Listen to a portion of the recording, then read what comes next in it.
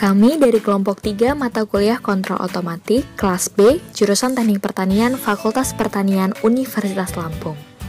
Sebelumnya, izinkan kami memperkenalkan anggota kelompok kami. Nama Muhammad Aditya Wardana, NPM 171407 1008. Perkenalkan, nama saya Nurul Uswatun Hasanah, NPM 171407 1018. Nama Aldi Alfandi, NPM 171407 1032. Nama Hanisa Ima Septiani Jayanegara, NPM 171407 1042. Dalam video ini, kami akan menjelaskan hasil perancangan prototipe pengering otomatis tisu basah. Video ini merupakan tugas akhir dari perancangan kami. Pada zaman modern, sistem pengeringan memiliki peranan yang sangat penting. Dalam pengaplikasiannya, sistem pengeringan dapat dilakukan dengan cara yang berbeda-beda dan tergantung pada kebutuhan di mana sistem tersebut diterapkan. Pengeringan dapat dilakukan dengan dua cara, yaitu pengeringan secara manual dengan bantuan sinar matahari dan pengeringan secara otomatis. Pengeringan dengan bantuan sinar matahari juga harus memperhatikan cuaca. Jika cuaca tidak baik, maka pakaian tidak dapat kering secara menyeluruh. Sedangkan, untuk pengeringan secara otomatis, tidak tergantung pada cuaca. Oleh karena itu, dibutuhkan suatu sistem yang mampu bekerja secara otomatis. Tujuan dari perancangan ini adalah membuat sistem pengering pakaian otomatis dengan menggunakan kontrol sebuah Arduino dan sensor suhu LM35 sebagai sensor pendeteksi suhu dan menerapkan hasil pengujian sensor suhu ke alat pengering pakaian. Manfaat dari perancangan ini adalah untuk menerapkan ilmu dan teori yang diperoleh selama perkuliahan dan untuk memecahkan permasalahan dalam hal mengeringkan pakaian secara otomatis tanpa harus bergantung pada cuaca dan panas matahari. Komponen-komponen yang digunakan dalam perancangan ini antara lain 1. Breadboard. Breadboard digunakan untuk membuat rangkaian elektronik. 2. Arduino. Arduino berfungsi sebagai sebuah microcontroller yang dapat membuat program untuk mengendalikan berbagai komponen elektronika. 3. LCD atau Liquid Crystal Display. LCD berfungsi sebagai prototipe dari sebuah informasi. 4. RTC atau Real Time Clock. Real Time Clock berfungsi untuk menghitung waktu yang dimulai dari detik, menit, jam, hari, tanggal, bulan, hingga tahun dengan akurat. Yang kelima, modul microSD yang digunakan untuk menyimpan data dari Arduino yang berjumlah banyak atau berukuran besar. 6. Sensor suhu LM35. Fungsi dari sensor ini adalah mengubah besaran suhu menjadi besaran listrik dalam bentuk tegangan. Yang terakhir, relay. Relay digunakan untuk menjalankan fungsi logika dan fungsi penundaan waktu. Berikut ini adalah skematik rangkaian dari perancangan ini. Kaki pertama dari LM35 dipasangkan ke breadboard yang terhubung dengan pin 5 volt pada Arduino. Kaki kedua dari LM35 dipasangkan ke pin A2 pada Arduino. Sedangkan kaki ketiga LM35 dipasangkan ke ground yang ada pada Arduino. Selanjutnya, kaki in pada relay dihubungkan pada pin 3 digital yang ada di Arduino. Kaki kedua pada relay dihubungkan pada pin VCC yang ada di Arduino. Untuk kaki ketiga pada relay dihubungkan ke pin ground yang ada di Arduino. Terakhir, kaki COM dan NC pada relay dihubungkan ke lampu pijar. Untuk RTC kaki pertama dihubungkan ke ground pada Arduino. Untuk RTC kaki kedua dihubungkan ke VCC yang ada di Arduino. Untuk kaki ketiga pada RTC dihubungkan ke pin A4 analog pada Arduino. Sedangkan untuk RTC kaki keempat dihubungkan ke pin A5 analog pada Arduino. Selanjutnya pada LCD kaki pertama dihubungkan ke ground yang ada pada Arduino. Untuk LCD kaki kedua dihubungkan ke VCC pada Arduino. Pada LCD kaki ketiga dihubungkan ke pin A4 analog pada Arduino. Dan kaki keempat LCD dihubungkan kepada pin A5 analog pada Arduino.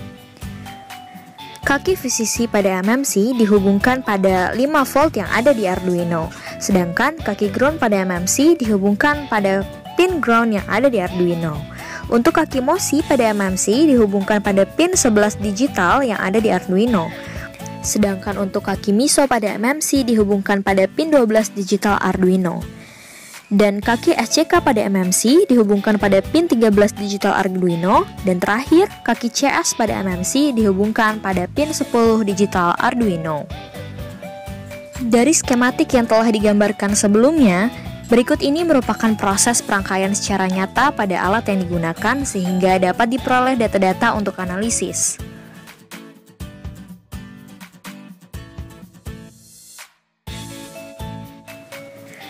Selanjutnya adalah hasil kalibrasi dan validasi alat.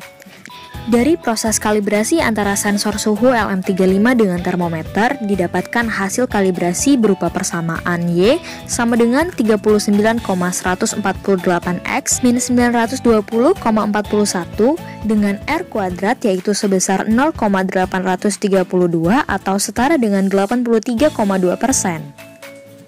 Kemudian persamaan kalibrasi dimasukkan ke dalam program Arduino, maka didapatkan hasil validasi sebagai berikut.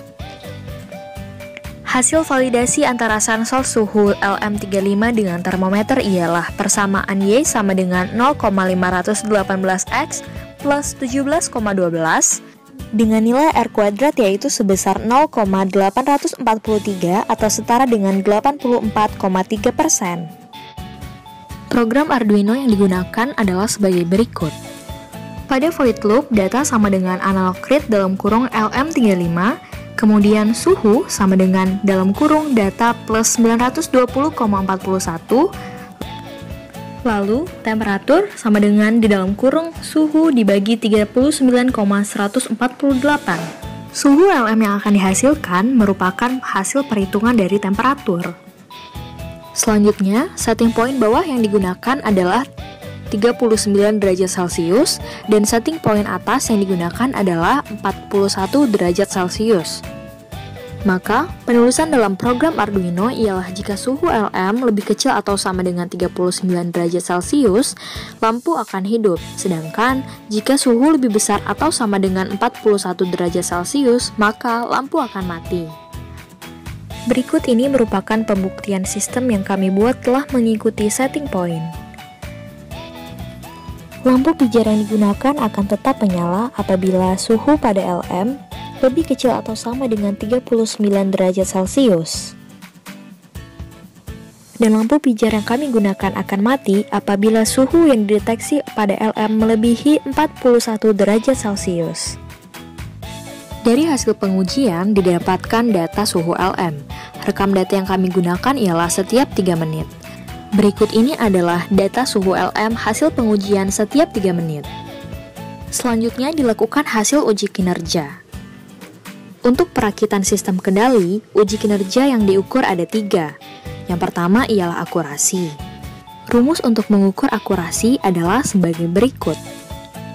Dengan keterangan, SP adalah nilai setting point, Ni adalah nilai aktual ke I, dan N adalah jumlah data. Kemudian, data suhu LM dimasukkan ke dalam rumus akurasi. Maka, hasil akurasi yang didapatkan ialah sebesar 90,22%. Pengukuran yang kedua ialah rata waktu pengendalian atau RWP. Rumus RWP adalah sebagai berikut.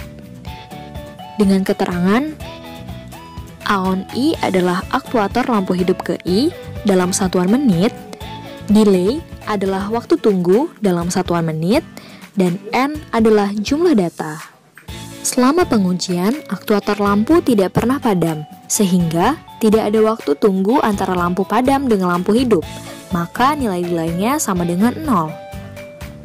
Kemudian, data menit dari hasil pengujian dimasukkan ke dalam rumus, maka hasil rata waktu pengendalian adalah 103,5 menit. Pengukuran yang ketiga adalah stabilitas. Stabilitas menunjukkan daya tahan alat sehingga mampu menghasilkan kinerja yang tetap atau tidak. Stabilitas merupakan hal yang sangat penting dilakukan untuk mengetahui kemampuan mengenai kinerja alat yang tetap pada jangka waktu yang lama.